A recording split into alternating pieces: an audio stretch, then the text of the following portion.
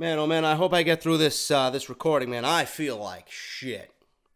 I felt like shit all day yesterday, and I apologize for not getting it off the script up to you guys yesterday. For those who are looking for it, I was literally immobile. I could not move. Even today, I feel all aches and pains. I got this sharp pain just running right down my right side, and I think it's from the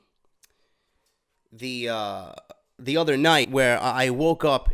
It was absolutely miserable. I woke up in the worst chills I've ever had, and I don't know what the hell was going on, but I covered myself in like 3 different blankets.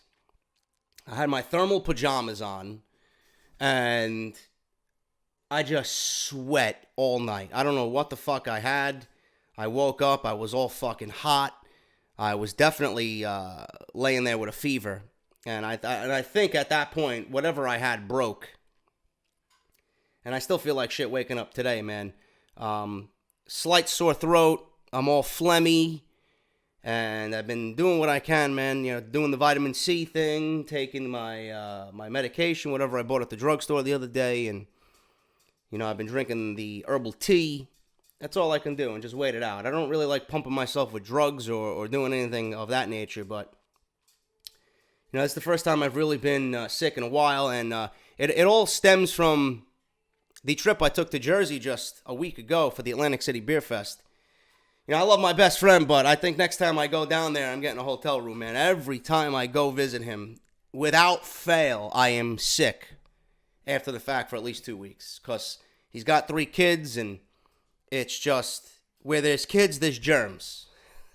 I ain't dealing with that shit no more, man. I'll get an Airbnb, I'll get a place fucking 2 or 3 blocks from where he's living, and I'll live kid-free for the weekend. Can't do it anymore, man. I'm fucking sick as a dog. If this is going to be the result of me going down there, man, I'm not dealing with that shit. So that's the reason for no off the script. I don't have a major story today, man, but I want to talk about something that a lot of people are talking about now, being that it's WrestleMania week.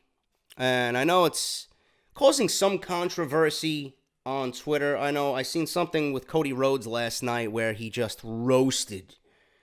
I don't have the tweet on my stream deck here, but he roasted Disco Inferno so badly that I literally LOL'd. And I think Cody was a little too hard on Disco Inferno, though I agreed with him. Though funny, I agreed with him. But it all stems from what happened with Will Ospreay the other night at a New Japan event. And I want to show you the picture here, man. I don't know what he was doing. I don't know what he was planning on doing here, okay? It looks like he was doing a Spanish Fly. Now, I love the Spanish Fly. I think it's a pretty fucking move.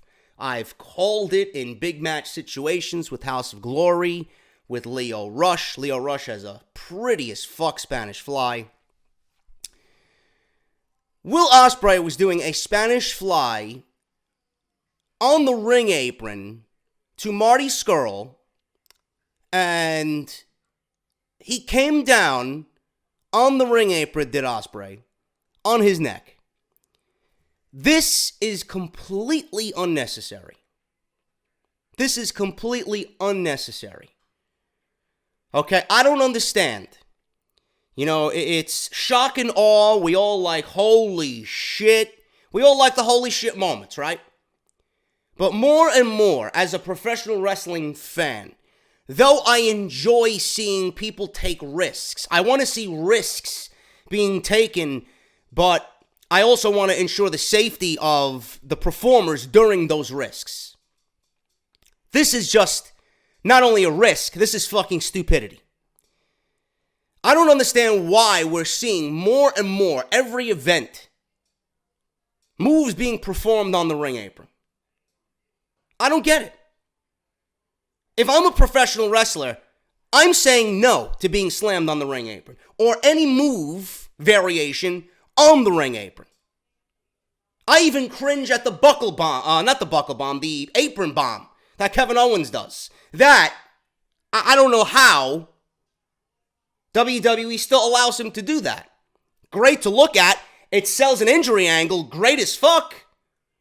But this is completely unnecessary. Look at that right picture. That is the aftermath of the one on the left. Tell me you're not cringing at the sight of that. God knows what you guys were thinking when you seen that live. Now, Will Ospreay continued the match. According to Dave Meltzer, he was in excruciating pain after the match when he went back to the locker room. And now he's saying he might not even make his appearances in New Orleans because of it. God knows he doesn't have any cervical damage, or better yet, a broken neck. That is ridiculous. I do not like seeing this shit. I don't. And then you want to know why. People want to know why the Louisiana State Athletic Commission is banning moves from the lower tiered wrestling promotions. Everything outside of WWE and Ring of Honor. Now you know why. They're banning pile drivers. They're banning 450 splashes and moonsaults, shooting star presses. They're even banning a stun gun or any variation of a wrestler being dragged over the top rope. They're even banning people throwing others over the top rope. Now you know why. You want to know why they're banning that shit? Back in 1996, Gino Van Dam was paralyzed after what he claimed was a miscommunication over what maneuver was being performed. He sued his opponent, Jason Dupree, and in the promotion that he was wrestling for, Mid-South Wrestling, not to be confused with the promotion in Louisiana from 1979 to 1987, by the way. He also sued the Louisiana State Athletic Commission and dropped the first two before the trial. The result was a settlement worth several $1 million, which was upheld on appeal.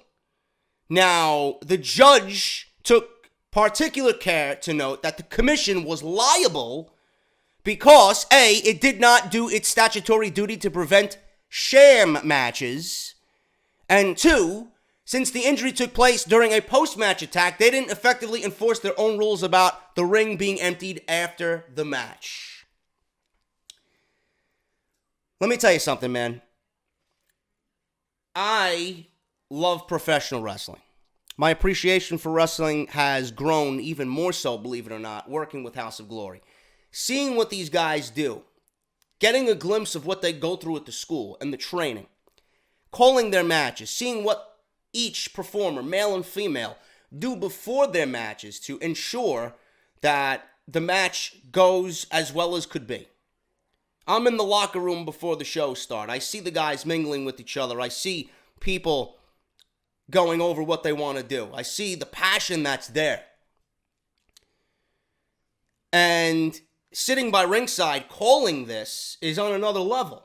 I see the athleticism and the care and everything that you love about professional wrestling just in that ring, in that moment, sitting at commentary, man. It's so much more than what comes off here. And I hope that when people listen to me, they see how much I love this business by just listening to me. I love every aspect of what goes into a wrestling match, man. I appreciate the talent and the risk that they take. It's unbelievable that there's a sense of camaraderie there where you're entrusting your life to your partner in the ring. You know, the aspect of telling a great story, the athleticism, risking your body and your life day in and day out to do what you love to do. I love that. And I think a lot of people who put down professional wrestling don't really think like we do. They don't really have a grasp on what makes the sport so special. But I cannot blame Louisiana for taking a stance against promotions like CZW or Progress or Evolve, and all those other minor promotions that are going to be in and around WrestleMania weekend. Everything outside of WWE and Ring of Honor. Because Louisiana knows that WWE isn't going to do anything that ridiculous, Ring of Honor, And that I'm using that loosely. I'm sure we'll see a ladder match with the SmackDown Live Tag Team titles, and God knows what's going to happen there. But WWE isn't going to do anything blatant like a pile driver or anything of that. WWE performers are trained, in a certain way outside of the minor promotions like a CCW. There's not even a comparison, man. Vince doesn't want people going out there doing the shit that we're normally seeing in the indies. So, WWE will push the envelope as far as they can, but we're not going to see anything like we're going to see in CZW. This stands for promotions like that. And I back Louisiana and the Athletic State Commission. I really do. Because shit like what we've seen with Will Ospreay is completely unnecessary. There are ways around telling a great story. There are ways around having a great wrestling match without doing shit like that. There really is. And there's nobody in this business that can tell me, no, there's not. I understand you wanting to make a name for yourself. I understand you want to get the, oh my God moment of the night. But is it worth your life? Is it worth your career? You don't need to see barbed wire. You don't need to see kendo sticks across the head. You don't need to see pile drivers and blood. A lot of people are still stuck on the 90s way of doing things. Back when I was in high school, seeing ECW and seeing barbed wire and flaming tables and chairs and all this shit, it was exciting. It was fresh. It was new. Now, the 36-year-old me, I want a match like Johnny Gargano and Andrade Cien Almas. That's what I look for. That's what makes me a fan of professional wrestling. Our tastes have really matured throughout the lifespan of us watching professional wrestling. There is no need for us to kill one another in the middle of the ring and call it professional wrestling. Not only have the times changed, the business mentality of just the way people think when it comes to professional wrestling has changed as well. You don't need to see blood every single time. You don't need to see a steel chair shot to the head every single time. You don't need to see a pile driver every single time. You don't need to see a pile driver ever. Have we ever complained that a wrestling match sucks because there wasn't a pile driver? Have we ever said a wrestling match sucks because there wasn't a shooting star press? Have we ever seen a wrestling match suck because there wasn't a power bomb? Or a fucking Spanish fly off the ring apron? No. So what I'm telling everybody who's going to be at WrestleMania weekend, who is going to be performing there, this is an opportunity for you to step up your game and actually be a professional wrestler and not some glorified stuntman. You're going to have a lot of new eyes down there who don't know who you are. You don't need to go out of your way and risk your career over one move to get a fan on your side, to get a few holy shit chants. You don't need to do that. Though that's the way of the business now, and that's how people are making their name. I don't really, I don't care for it, but I'm not gonna sit here and bash it.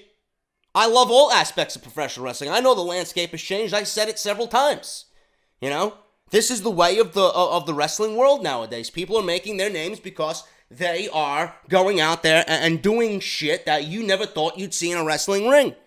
God forbid anybody gets hurt, but that's the way of the business. What I'm telling you is, this is an opportunity for people to not complain and for people to go out there and actually hone and mold your craft into something even better.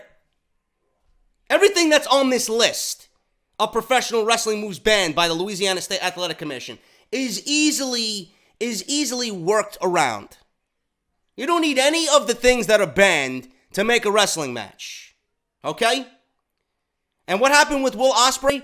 God forbid the guy has years shaved off his career because of one stupid move that was completely unnecessary. Guarantee you, they could have put anything in that match. Anything else in that match besides that Spanish fly spot, and it still would have given you the same feeling, and you would have got the same reaction at the end of that match. That move was not the make or break move to say, well, this match sucked or this match was great. It was completely unnecessary. Not only did it risk Marty Scurll, but Will Ospreay was risking his life. His life. You don't need to do shit like that. You're already, especially with Will Ospreay, you're already an established talent. Risks like that are completely unnecessary. You are one of the biggest names in New Japan Pro Wrestling. What are you trying to prove? What are you trying to prove there? So the Louisiana State Athletic Commission here, I'm backing them 100%. Everything here is just covering their bases. But everything here could easily be worked around. So for the people complaining about it and the professional wrestlers complaining about it, cry me a river. Cry me a river. Go out there and show me why you are a professional wrestler. Because everything here is what you don't see on a normal basis when you watch WWE. Did we see any of these moves done in the Andrade Cien Almas Johnny Gargano match? Did we see any of this shit done? Huh? Did we see a pile driver being executed? Did we see, steel chairs being used? Or any object being used to bash someone over the head with? No. You want to know why? Because that is professional wrestling. If you have to resort to getting the oohs and the ahs and the holy shits, then you're not really doing professional wrestling. You're just being a spot monkey, trying to make a name for yourself and trying to get your name in the headline somewhere on Dave Meltzer's newsletter. Oh, look what this guy did. He did some outlandish move. No. Suck it up. Show me why you're a professional wrestler. And moves like the Will Ospreay move, completely fucking unnecessary, man. I never want to see shit like this performed by anybody. Anybody, ever again. Those are my opening words on Off the Script, man.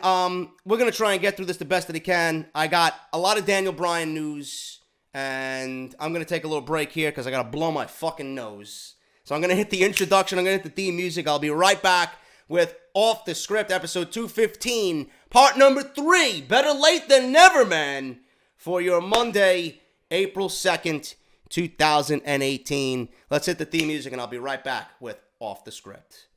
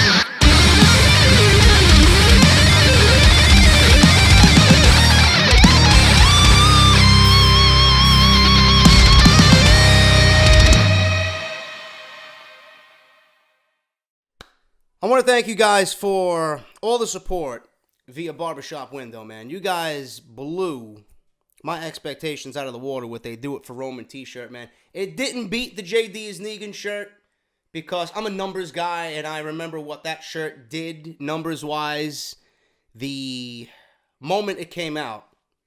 But we came very, very close with the Do It For Roman t-shirt. So I want to thank all you guys for continuing to buy your shirts and for purchasing your shirts and wearing it proudly during WrestleMania week, which we are currently in right now. It's going to be a big week, but I want to thank everybody, man. Barbershop Window, got to thank my boy Salrex, man, for the design here. Get your t-shirts, man. Barbershopwindow.com/offthescript. It's a great way to not only look good, man, you're going to get quality shirts.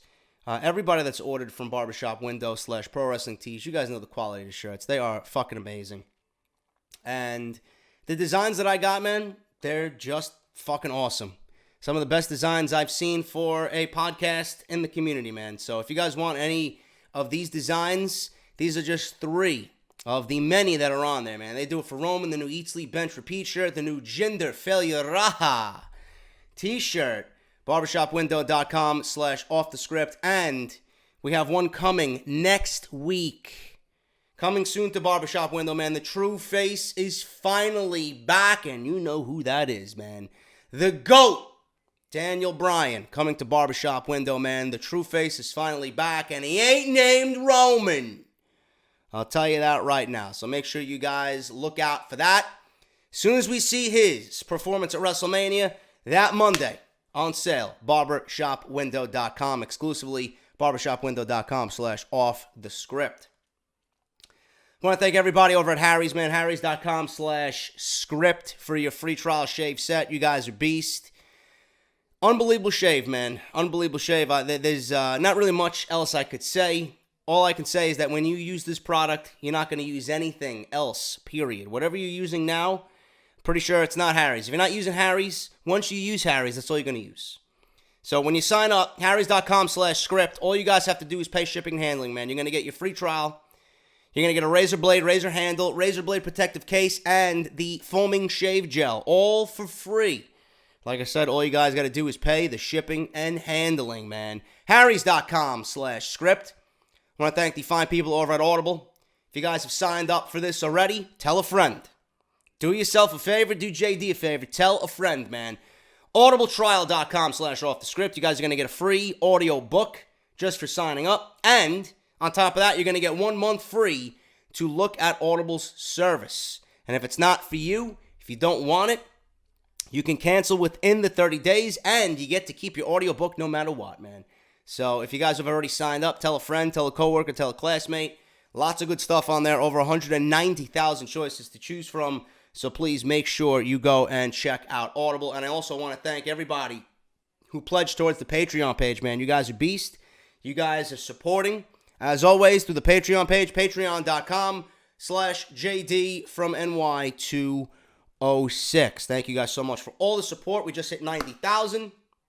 And I'm hoping to inch to 91 this week with WrestleMania week, which will make us only 9,000 away before we hit 100,000. Quick, I wanted to do it on Friday's show, but I did not. I know Solid Monster is going through probably what is the worst week of his entire life. His mother, unfortunately, Mama Monster, passed away last week, and he's been taking time away from all wrestling-related activities, rightfully so, to take care of what he needs to take care of. My thoughts and prayers go out to Jason. He is one of the most quality human beings you will find in the community, and he is just a genuine good guy. I really don't know what to say about the entire situation because I physically can't. I don't know what he is going through at all, and I don't think anybody here knows what he's going through unless you yourself have unfortunately had your mother pass. All I can say is my thoughts and prayers go out to Jason, and, you know, you guys are going to be seeing him in New Orleans. He's probably flying down there Wednesday or Thursday, so you guys are going to have a great time. You know, thoughts and prayers go out to Jason, and I hope he gets back and does what he does, and, you know, like I said, dude, my phone is always there. If you need me, I'm here. Reach out to me. I'll do whatever I can for you, buddy. So my thoughts and prayers go out to you, and, you know, if you guys want to go send Jason his... you know, some well wishes towards his Twitter page, please do so. Just follow him on Twitter at @SoloMonster and send him your thoughts and prayers during this difficult time in his life. So, thoughts and prayers go out to Jason, and I hope to see you soon, buddy. Love you. Let's get into the news, man. I don't really have much, and I know everybody's talking about this Hulk Hogan situation. Is he coming back to the WWE? Is he not coming back to the WWE? Is he going to be GM of Smackdown? Which I hope not.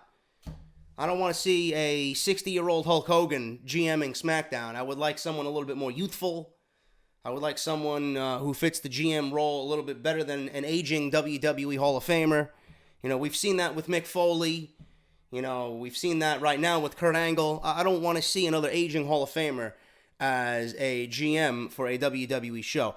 Is there even a need for a GM?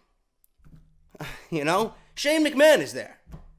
Shane McMahon is there. Why do we need a GM? We typically have one GM run these shows. Now we got two. We got Stephanie and Kurt, and then we got Shane and Bryan. Commissioner, general manager, it's all the same fucking shit. It's all the same shit. Now, if I was to choose someone who I would want to head a brand, I mean, I've always thrown his name around in the past because I just love the way he carries himself. I think he's the prototypical, leader of a show. He can be, he could be nice and he could be unforgiving at the same fucking time. And that guy is Eric Bischoff. I think Eric Bischoff carries himself as, someone who we definitely want to see on our televisions. He can get in your face. He can make the right executive decision, but he can also be a prick at the same time. It's a nice mix when you got those two aspects there. So Eric Bischoff would be my number one guy to run a brand. But I don't think Eric Bischoff's going to, leave his country life to come do WWE once a week on live television. I don't see that happening. But I've also thought about throwing Paige into the Smackdown Live mix. Maybe we get a female perspective on Smackdown Live with the draft and the brand split that's, not the brand split. We're in the midst of a brand split, but the shakeup. The draft and the shakeup that is rumored to be happening after WrestleMania. Why don't we get absolutely awful off of our televisions? Why don't we kind of get Mandy Rose and Sonya Deville on their own and have them have their own identity? Because having them come out to Paige's music really isn't doing any of them any favors. And Paige is useless. Paige is absolutely useless in her current role. She can't wrestle. WWE won't allow her to wrestle. I don't think WWE is going to clear her. It's not like a Daniel Bryan situation. Paige didn't have concussions. Paige has a cervical neck issue. That is a career-threatening injury. Done. She has the same injury that Steve Austin and Edge had. And did either of them come back? No. So Paige is done. So instead of having Paige be useless on Monday Night Raw, why don't we get, with this whole women's evolution happening, why don't we get Paige on SmackDown Live, maybe get a female perspective, and put her in a leadership role on SmackDown Live. Give her a 6-month period. Let's see how she does. They want to hype first time ever for this. She could be the first fucking female in the new era that we're in, whatever. She could be the first female ever on SmackDown Live. SmackDown Live, ever since WWE went live with SmackDown again in this brand split era. Have her be the first female chosen to be a Raw or SmackDown GM. A female authority figure. So WWE can continue their first time ever bullshit.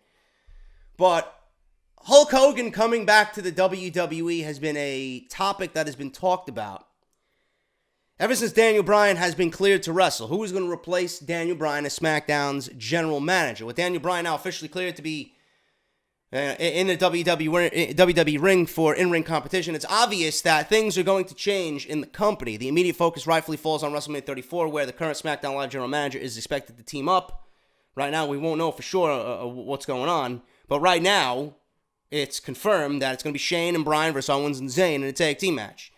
There's been a lot of talk about his schedule, the tests he's going to take part in after every match, the dream matches that can finally now take place in the WWE ring along with his contract status. However, one thing his return will definitely impact is his current role as general manager of the Blue Brand, as it's almost certain that he's no longer going to be an authoritative figure in WWE and instead now stick to in-ring competition. This, combined with the fact that there's a superstar shakeup on the horizon, suggests that somebody else could be replacing Bryan following WrestleMania 34, and if a rumor from cage side seats is to be believed, then the replacement could only be a huge one. But WWE has already reached out to this individual to make an emphatic return. According to the source, Hulk Hogan could potentially replace Bryan as general manager. While wrestling headlines were dominated by Bryan's comeback, the week prior saw WWE releasing a statement suggesting that they were in talks with Hogan regarding a potential return to the company, which suggests that these two situations could be linked. Obviously, Hogan, as big of a legend he is and how important of a figure he is to professional wrestling history, won't be welcomed back with open arms, right off the bat anyway, and it's why Mark Henry also recently admitted that he's not ready for Hogan to return to the WWE. Speaking about the potential return, Mark Henry said, and I quote, "He's a public figure. It doesn't mean that everything he's done is forgiven. You just got to take the good with the bad and see how you could help this situation. I'm sitting on the chair of the delegation and they're not ready. I've had many talks with dozens of guys, and the consensus is there's a lot of work to be done to heal that wound and fix that wall. End quote. This is largely down to the much publicized comments he made over a recorded phone call a few years back in which he was illegally recorded. You know, a lot of people ask me, would I welcome Hogan back? I would. People make mistakes. Hogan was illegally recorded. Do I agree with what Hogan said? Of course not. Of course not. Do I utter those sentiments behind closed doors? No, because it's not in my person to do so. Hogan, you know, to some people when they heard that, immediately think racist. You know, you got to be a little bit more open-minded. It was said behind closed doors. Now, I can understand where people say, you know, if he said that behind closed doors, that's how he really thinks. But on the other hand, you know, whatever's said behind closed doors also doesn't mean that's how the person is publicly. You know, he might have been drunk. I don't know why it was said to begin with. You know, even in a fit of anger, you shouldn't be, spewing racial slurs like that. But do I think time heals all wounds? Yeah, it does. It might be a little bit too early, and I can understand where Mark Henry is coming from. But we should give Hogan the benefit of the doubt and realize that, A, it was a mistake, and he really has done his duty to make things right as of late. You know, he's been on his best behavior as of late. He knows he fucked up. He knows he got caught doing it, though he was illegally recorded. But he was illegally recorded. You know, that's what people don't seem to realize. Hogan was illegally recorded.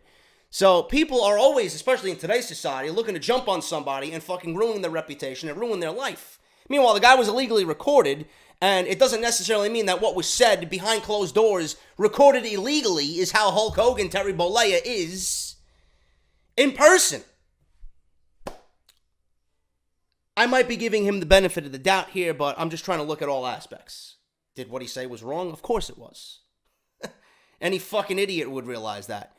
But Hogan has been on the good and good as of late. Let's try and give him the benefit of the doubt. That doesn't mean I want to see him back in the WWE, but do I think he deserves to be exiled from the WWE? No. No, I don't think he deserves to be exiled from the WWE. There wouldn't be a WWE without Hulk Hogan. You wouldn't be a professional wrestling fan without Hulk Hogan. Give me a break. Because someone fucked up once, you're going to exile him from the history and the record books? It's a little bit overwhelming there, bro. A little bit overwhelming. You know, Hogan's image was dented by the Gawker trial, and that could bring some negative press back with the WWE, which we'll talk about in a second. And if and when they decide to pull the trigger on a return, especially since they acted quickly to erase all association with him, which was a PR move, by the way. WWE strictly did that as a PR move. I don't think WWE really wants to erase Hulk Hogan from their memories. You know, there's no way that you could. There's no way that you could. That is outlandish to the fucking 10th degree. Came to fruition a few years ago. With Bryan no longer being the general manager, or at least soon to be no more general manager, the safe assumption to make is that Kurt Angle might not be in that role either, depending on how the storyline with Stephanie McMahon and Triple H unfolds at WrestleMania. If Hogan does return, though, the WWE needs to brace themselves for whatever reaction might come their way. Hogan might not even come back to the WWE. It might not even be on WWE to bring Hogan back. Now, if WWE wants to bring Hogan back, it doesn't matter if WWE wants to bring Terry Bollea back. If WWE's sponsors, this is what people need to be aware of. If WWE's sponsors and everybody that is on board with WWE sponsoring their brand and their product do not want Terry Bollea back in the WWE, Hulk Hogan will not be back in the WWE. Just look at what they did with Moolah. Who got Moolah and the name of the fabulous Moolah off that battle royal? Snickers. people complained. Well, Snickers seen it, and Snickers didn't like the backlash. They were going to pull their sponsorship from WWE, and WWE realized, well, they're paying us all this X amount of money. We'd rather have their money than have some bad press over here. So we'll get rid of Moolah and keep the sponsors happy. That's exactly what they're going to do with Hulk Hogan. If the sponsors do not want Hulk Hogan back, then Hulk Hogan will not be in the WWE. Not at least right now, anyway. So WWE, no matter what they want to do or not, they are pretty much, they have their balls gripped by sponsors, because all WWE really cares about is money, and they'd rather have the money than Hulk Hogan back at this point. So if the sponsors do not want Hulk Hogan back on WWE television, then Hulk Hogan will not be back on WWE television. Like I said, just look at what happened to Fabulous Moolah. If you have a problem with something, and it's one of these very sensitive topics, like the Fabulous Moolah, instead of going to WWE, who probably wouldn't have listened to your outcries, just go right to the sponsors. If said sponsor is sponsoring said event, and you are unhappy with a WWE decision, just tweet the sponsors. Get a petition going. Get the sponsors involved. Sponsors will react accordingly. They'll go to the WWE, and they'll make the right decision. They'll make the right call. Because if Snickers didn't say anything, do you honestly think WWE would have gotten rid of the name, even after all the bickering we did? Or the community did? No. The only reason why it was changed is because Snickers got involved. They didn't want it. They were going to pull their brand from WWE programming, and WWE said, well, we'll fix it. We'll fix it. And what happened? Immediately done. Changed. So if the sponsors don't want Hogan back, he ain't coming back to the WWE. Probably better off that way. Because I'm not really interested in seeing Hulk Hogan back in the WWE anyway. The guy can barely walk. God knows, how good of a promo he still is. How good is his memory? Is he still in tune with the WWE product? Just look at Kurt Angle. I know you guys have seen it. Angle has had a few Mike Adamle moments on microphone on Monday Night Raw. He ain't perfect. We need someone a little bit more youthful in there. We need someone who fits the role. Why don't we give Brad Maddox a call again? Brad Maddox carried himself as a good GM. I'm only joking. Though I did like the way he presented himself. He looked like a GM. Why don't you get me at GM? At least I'll fucking cut a good promo. I know the product.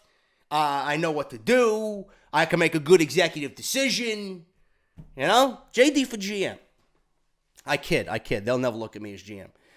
But Hogan back in the WWE, it will happen. I don't think now is the right time. I know Triple H met with Hulk Hogan at the Andre the Giant screening for that HBO special, which is happening next Tuesday on HBO. I'm very interested in seeing that.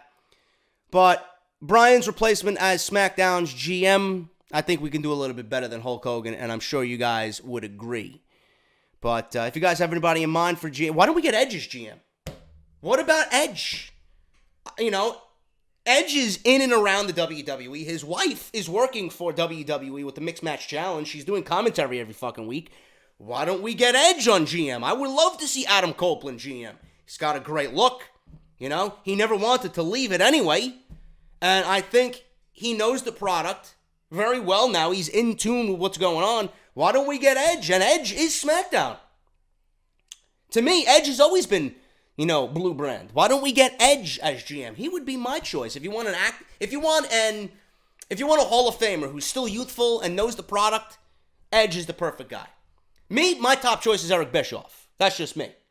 But if I'm looking at former WWE superstar that you want as a GM, I think Edge is the perfect guy for the job. Let me know what you guys think as GM for SmackDown Live. Who would you want to see as GM for SmackDown Live? WWE introducing more titles after SummerSlam. Why is the better question. I hope this is a fake news report. Over the past weeks, WWE's quietly been working behind the scenes to make some significant changes to programming, with one of those being the NXT North American Championship, which will be defended at NXT TakeOver New Orleans on Saturday. Boy, I can't wait. And boy, do I hope I can start drinking again, because I want my flu to be done and gone, and I want to go to the store and get a nice 6-pack of Guinness and enjoy what is probably going to be one of the best, if not the best wrestling event of the year. Adam Cole, EC3, Killian Dane, Lars Sullivan, and Ricochet, along with the Velveteen Dream, will battle it out in a 6-man ladder match for the North American Championship. This news was welcomed by fans, as there had always been the feeling in NXT that those stars who aren't quite ready for the NXT Championship should have something to compete for. This also helps create a more meaningful feud and could help propel stars to the next level. Then there was also the announcement that Triple H is behind the introduction of the Tag Team Championships coming to 205 Live as he looks to completely overhaul the brand. Now, instead of Tag Team Championships, I am going along with what Shane Helms said to Triple H. I would love to see a Trios title on 205 Live. Tag Team titles are a little bit too ordinary. But if you want to really differentiate the brands and make the brand unique in the current route that you're going, with the overhaul, which has been fantastic, Trios Championships would definitely make the brand stand out. Now, this is down to Vince McMahon shifting his focus to the XFL, which has allowed the game to be more hands-on in hopes that, he could kind of weave his way into more control over WWE as the future goes on.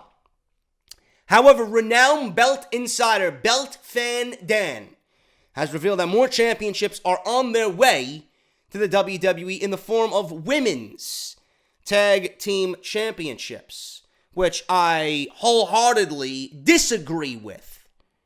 How many women are featured every single week on both brands? How many alliances do we have on those brands? It's ridiculous.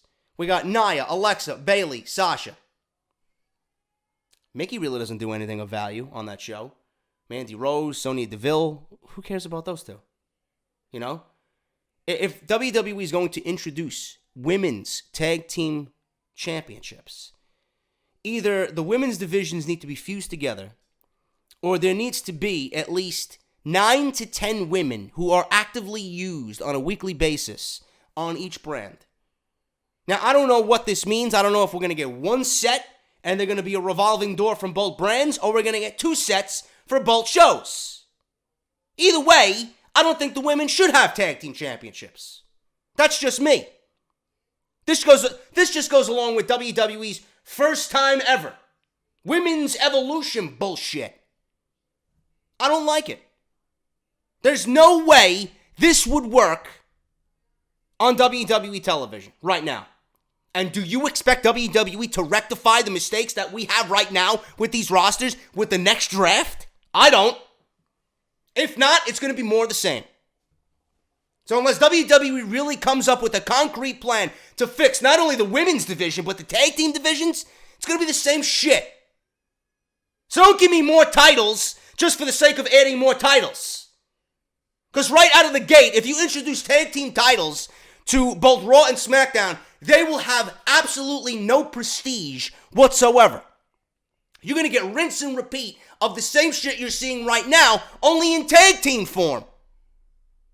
I don't want to see tag team wrestling. I don't want to see 4 women challenging or battling one another on a weekly basis. Rinse and repeat. Don't we get that enough on Monday Night Raw and SmackDown Live? How many times have we seen the Riot Squad versus Becky Lynch and Naomi?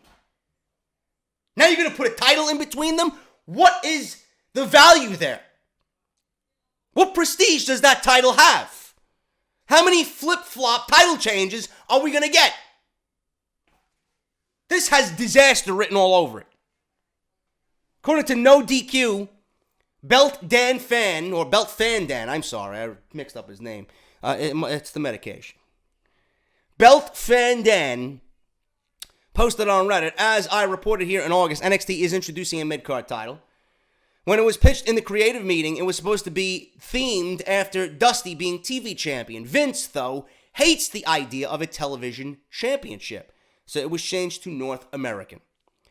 The NXT North American Championship is already finished, and in WWE's hands, the belt apparently has a classical look. I'm trying to get more details, end quote. He also goes on to say, again, and I quote, also, the long-rumored WWE Women's Tag Team Championships are in the works for a debut around SummerSlam, end quote. With the women now receiving so many more opportunities for all the hard work they continue to put in, fans are going to love the latest step WWE's taken to give them even more importance to the division. Considering just how many stars there are in the division, it doesn't make sense to introduce championships. But this report says it makes sense to introduce more championships rather than have them all chase the Raw and SmackDown women's championships. Well, if WWE did their deeds correctly as far as creative, we would have a lot more competition in the women's division, where the women's championships right now would have more meaning and value. They don't. So you're going to add more titles to what already has no value in your division. The SmackDown Live and the Raw Women's Championships have no meaning or value whatsoever. Now you want to add more championships? Give me a break. This is a disaster, like I said, waiting to fucking happen. Not only that, but introducing these titles potentially shows that, on both shows, like the male versions, means we'll get more teams being formed where there's a genuine end goal in place for them and set up for more chances of succeeding, especially since there's a clear bridge between mid-level stars and the elite women. Yeah, just what I want to see. Mandy Rose and Sonya Deville as Raw Women's Tag Team Champions. Yeah, great. It's great.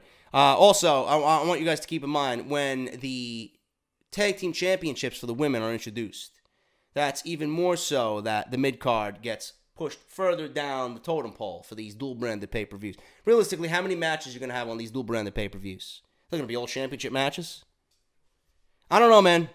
WWE seems like they're doing too much right now. And they're not really putting any thought into anything. They're just doing, and there's no thought process behind it. Don't like it. Not needed. Completely unnecessary. And to me, if they introduce women's tag team championships right now with the rosters that they have, unless those rosters are combined, or if the championships revolve from both shows, or if you really enhance both of these rosters to double-digit numbers, then I don't know how this is going to work out. Even at that point, if both rosters are at double-digit numbers, you're still in the danger zone of rinse and repeat. Same old shit every single week. I don't know. I really don't understand, man. We'll see what happens with that, but I don't like it, and I hope it doesn't happen. But according to the news report, it looks like we are getting it. I got news here, man. On the Greatest Royal Rumble, WWE has now announced 5 more names for the Greatest Royal Rumble. Despite speculation surrounding his in-ring future, The Big Show is now set to make an appearance in this match, with rumors suggesting his contract had expired in February. Following on from the incredible turn of events which saw him receive medical clearance, Daniel Bryan will be in the Greatest Royal Rumble, which would make him the odds-on favorite. Bray Wyatt is another name that has been confirmed. Now, unless WWE is bringing him back under his new gimmick, which I hope is the case, they would be doing him even more danger. Because if Bray Wyatt is going to show up as Bray Wyatt, like he was during the Ultimate Deletion, then WWE clearly doesn't have any care or respect for storyline continuation. So if Bray Wyatt is going to be in this thing, he better be a new version of Bray Wyatt, or Woken Wyatt, or, Brother Bray, something along those lines. I don't want to see, JoJo's fat ass Bray Wyatt. No, I don't want to see that. Because he was thrown into the lake of reincarnation. There's no reason why he should be here. If they're not ready to bring him back with his new gimmick or new persona or enhanced version of Bray Wyatt after being dumped into the lake of reincarnation, then he shouldn't be in this thing. Now, I understand they got 50 fucking spots to fill, but I'm sure you can fill 50 spots without Bray Wyatt. Also in there, Braun Strowman and Kane have also been announced for the Greatest Royal Rumble, which will be on the WWE Network, and we will be reviewing that right here on the channel. So I just wanted to throw that out there. 5 more names announced for the Greatest Royal Rumble: Show, Wyatt, Bryan, Kane, and Braun Strowman. So there you have it. Moving on here, man. WWE has Daniel Bryan. Speaking of Daniel Bryan, WWE has Daniel Bryan's schedule already planned out moving forward. Almost 2 weeks have passed, but WWE fans are still buzzing about the fact that the company has finally cleared Daniel Bryan. Since being forced to retire 2 years ago, Bryan has been busy appearing on television as Smackdown Live general manager, Well, he's always remained vocal about wrestling again, whether that's in WWE or with whomever. New Japan, Ring of Honor, whatever was rumored when he was saying he will wrestle if WWE clears him or not. Fans have been busy drawing up lists of dream matches they want Bryan to compete in. Obviously, WWE isn't going to throw him into the deep end by having him compete in countless matches 7 nights a week. In fact, Bryan is going to be tested after every match he competes in until the company is 100% comfortable with his health moving forward so he can compete as normal. His comeback could happen on April 8th, and it will begin on April 8th. And I think he will excel 100% on April 8th at WrestleMania. Daniel Bryan and Shane McMahon, tentatively, we don't know what's going to happen with Shane McMahon, tentatively. We don't know what role Daniel Bryan's going to have or if he needs a new partner. But he will battle Kevin Owens and Sami Zayn. However, as intriguing as this storyline is, fans are now wondering what future holds for Bryan in regards to when he'll compete, how often, the feuds he might be placed in, and the all-important topic, his WWE contract. Raj.com have collated all the latest information from the latest edition of the Wrestling Observer newsletter, where it has been revealed that one of the 3 doctors he met has been aggressively trying to clear Bryan since 2015. Now, I don't want to say it again, because people look at me like I got fucking 7 heads when I say it, but the conspiracy theory still remains that WWE held Bryan down and they forced him to retire because of the Roman Reigns initiative. Oh, but JD, WWE wants to make money off Bryan, man. They don't give a fuck. They don't give a fuck. They would kill somebody for Roman Reigns to get this guy over the way that they want. They wanted to get Roman Reigns over so badly with the fans that wasn't going to happen with Daniel Bryan. So what do? Force the guy into retirement. It's not out of the question. They've done literally everything else for Roman Reigns. Me saying that is not out of the question. Give me a break. Conspiracy or not, it's a plausible thought. And I am not crazy for thinking that. The update notes that while Bryan is back as a regular superstar, his confirmed schedule is still up in the air. However, speculation suggests that as Bryan has hinted at not wanting to work a full-time schedule, it is expected that he's going to work less than most full-time wrestlers do, but more than part-timers like Brock Lesnar and Randy Orton being a more suitable comparison. The update adds that he would like to work some, but not all, house shows or live events, but is expected to be involved at all of the big shows alongside the pay-per-views. They've gone on to add that WWE has plenty of dream matches that they could throw Daniel Bryan following WrestleMania 34, like AJ Styles, Nakamura. You guys know the deal. Before fans get too excited, though, they've added that these matches all depend on the outcome of the superstar shakeup. Finally, the belief was that Bryan would see out his contract and go elsewhere to compete. This was made easier for him, as his current deal doesn't feature a 90-day no-compete, meaning that he would be able to wrestle anywhere as soon as his contract is done. However, most now believe that because WWE has cleared him to return, he's expected to re-sign a long-term deal. Now, I want to throw this out there. Monster did mention this, and I agree with him wholeheartedly. If I'm Daniel Bryan, and knowing that the WWE is going to be putting him through tests, and his future hinders on what WWE thinks, what if he signs a multi-year deal, and then they tell him he can't wrestle anymore? Does he really want that? I'm going to agree with Monster here. If Daniel Bryan is signing with the WWE, I'm doing short one-term deals. One-year deals. I don't want to sign 3 or 4 years and then have them come out in year 1. Yeah, we're not going to let you wrestle anymore. We're too concerned about your health. Then what? He's going to sit out the remaining 3 years of his life not wrestling? Not being able to go anywhere else? So like Monster said, 1-year deals. And you all know WWE likes to lock in their fucking guys. 3, 4, 5-year deals. The Miz just signed another 4-year deal with the WWE. WWE doesn't want their superstars locking in 1-year deals. They want a commitment from them. But this is, Daniel Bryan has waited all this time. And with reports of doctors wanting to clear him 3 years ago, 1-year deals is the way to go for Daniel Bryan. I wholeheartedly agree with that statement. Now, this obviously will draw mixed feelings from fans. His health is the priority, and some are going to be pleased with WWE protecting him from further damage by handing him a lighter schedule. On the flip side, fans are paying money to see Bryan wrestle and will want to see him in action. WWE's priority is his health, which they have reiterated, so fans should be pleased that Bryan has not only been cleared and will be featured regularly, but he's also expected to remain with the company. I think Daniel Bryan is going to remain with the company. You're not going to cut a promo like he did 2 weeks ago on Smackdown Live, the night he was cleared, and not resign with the company. He praised WWE's doctors, which was that was thrown in there. They got the greatest medical staff on the planet. Because, CM Punk said they got the worst fucking medical staff on the planet. Their doctors don't know shit. Their doctors don't care about the talent. And that whole lawsuit with CM Punk. I don't think Bryan's going to come out and say all those beautiful things and thank Triple H and WWE and giving him a chance and then not resign. I don't see Daniel Bryan as that type of guy.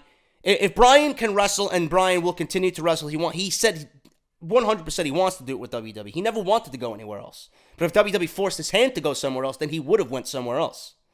But he wants to be with WWE.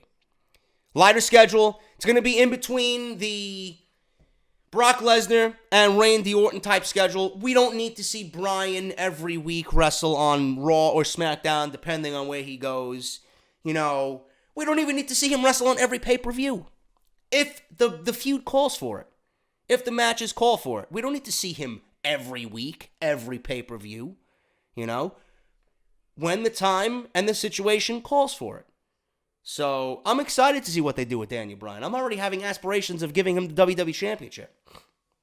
Seriously. Solomon Sabur brought up a perfect point.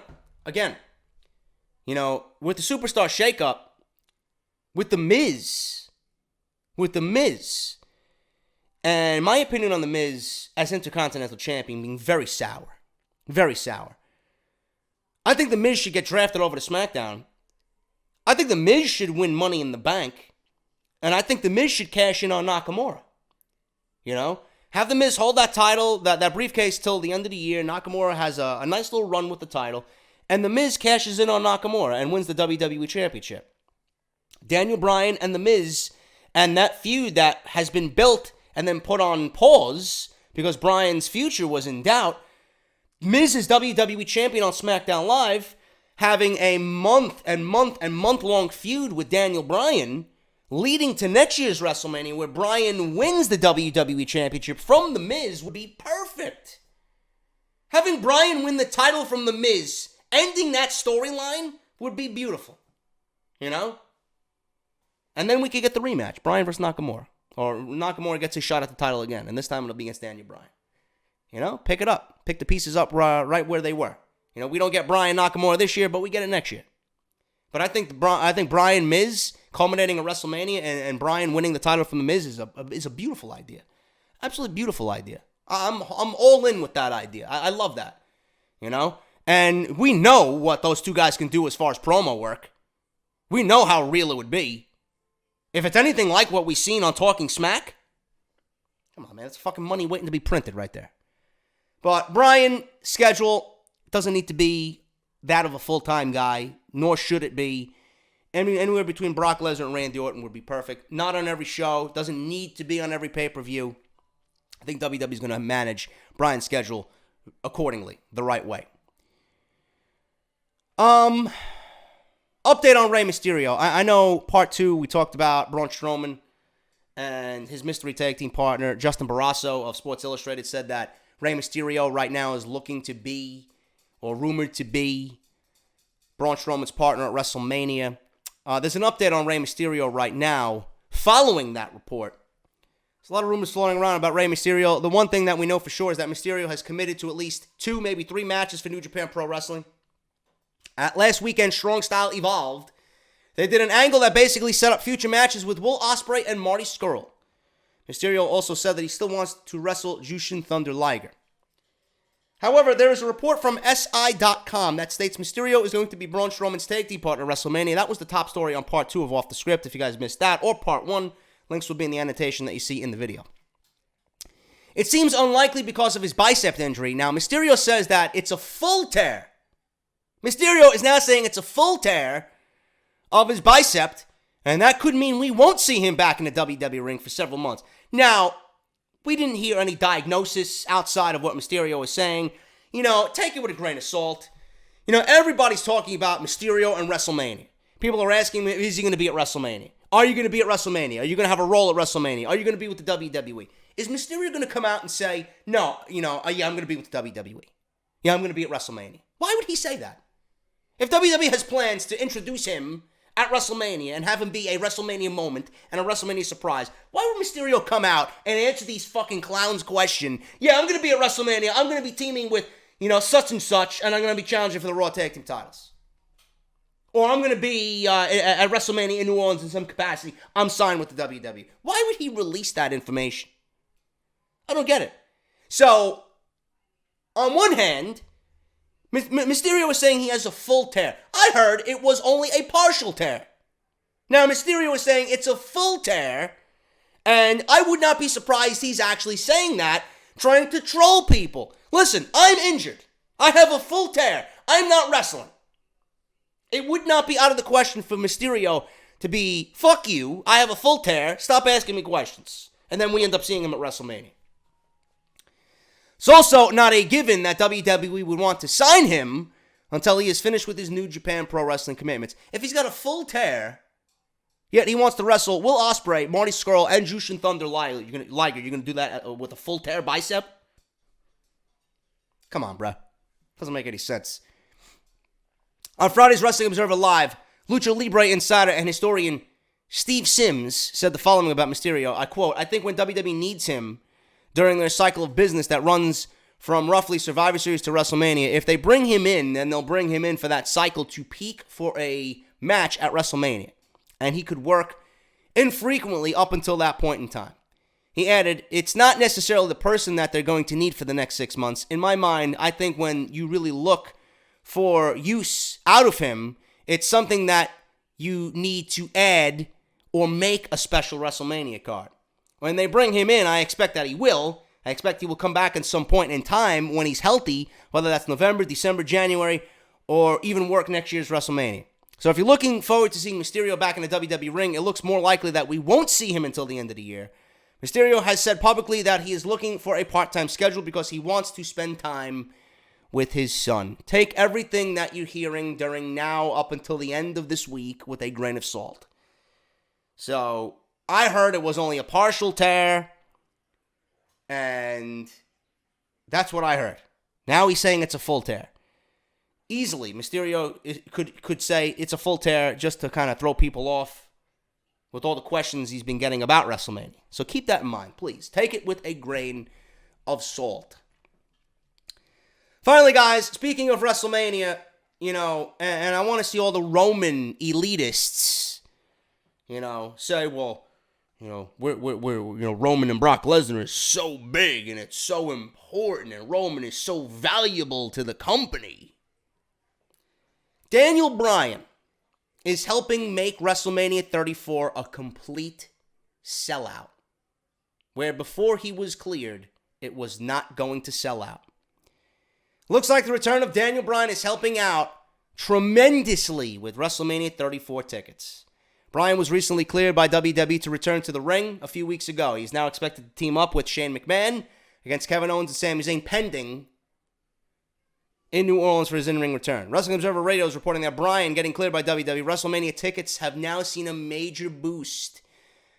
Other outlets are reporting that WrestleMania 34 has less than 1,000 tickets. This is as of last week. Those might be gone now. Remaining and is likely to sell out. Before Bryan was cleared, it seemed like WrestleMania 34 was nowhere near a sellout at the Superdome in New Orleans. The action all goes down on April 8th in New Orleans and will be broadcast on the WWE Network. It will be Bryan's first match back in the WWE since shortly after winning the Intercontinental title at WrestleMania 31 several years ago. Bryan had reportedly over 20 concussions in his career and also had a small lesion in his brain. This caused him to suffer from 2 seizures, and eventually he made the decision to retire. Bullshit. Might have had concussions, but it was nowhere near the extent that WWE made it out to be. After receiving several second opinions from specialists around the country, Bryan was told His decision to retire was premature, and the lesion on his brain was a small complication. Bryan then decided he would attempt to return to the ring. However, WWE refused to medically clear him. He later revealed his intentions to wrestle elsewhere once his WWE contract expired. After one last attempt, he gave a list to Dr. Joseph Maroon. Maroon gave him doctors to go see. If he got cleared by those doctors, then Maroon would clear him. If none of those doctors cleared him, or one of them didn't clear him, he would not wrestle in the WWE again. Bryan passed Maroon's test with flying colors. Doctors finally gave Bryan the green light. He wasted no time in getting in physical shape for in-ring competition. As he was beat down by Owens and Zayn the very same night, he returned to in-ring competition. Now, Bryan will make his return to the ring in a match that the WWE Universe will keep a close eye on at WrestleMania. Do you see how important Daniel Bryan is to the WWE? Do you see why the true face is Daniel Bryan? Were people clamoring to see Roman Reigns? Were people buying tickets to go see Roman Reigns win the Universal Championship at WrestleMania? Are people flooding the arenas to go see Roman Reigns? No, no, no, no, and no. Daniel Bryan has always been the hero that people want to see in WWE, and now that the hero has returned, you're going to see the tides changing once again. When Daniel Bryan gets into the swing of things, and we start to see the flow of Daniel Bryan regularly on WWE television, you will see how worthless WWE's attempts at Roman Reigns and getting this man over truly are. You'll see what a real face of the company looks like in Daniel Bryan. Roman Reigns was never and will never be that guy, ever. The fact that Daniel Bryan is helping make WrestleMania a sellout should be all that you need. On top of whatever else you've seen already before he retired. The fact that he's still the most over individual in the company, even in his retirement. And now he single-handedly is helping WrestleMania become a sellout? Who's the true face of the company? Please, I love someone to tell me Roman Reigns is the true face of the company. Give me a fucking break.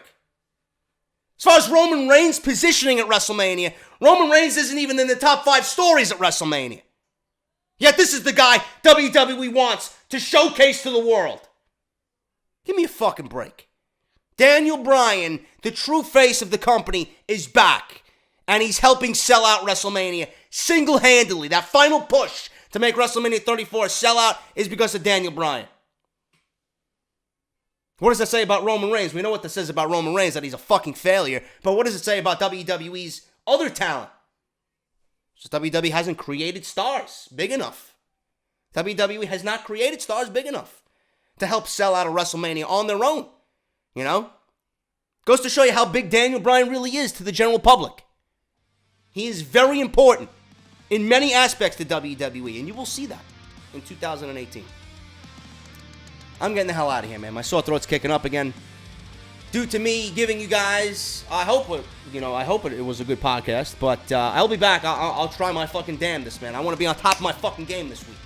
It's WrestleMania week. It's big money. I'm not gonna lie to you, it's big money this week. I gotta be on top of fucking videos. I gotta get extra videos out there.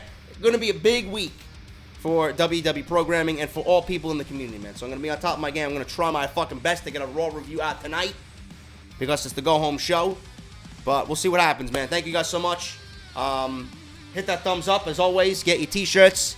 Show some love to the sponsors. Subscribe down below. Follow me on Twitter. And I'll see you guys, hopefully, tonight for Monday Night Raw. I'm JD. I'm getting out of here. And I'll see you guys tonight for the go-home show of WrestleMania. I'll talk to you later.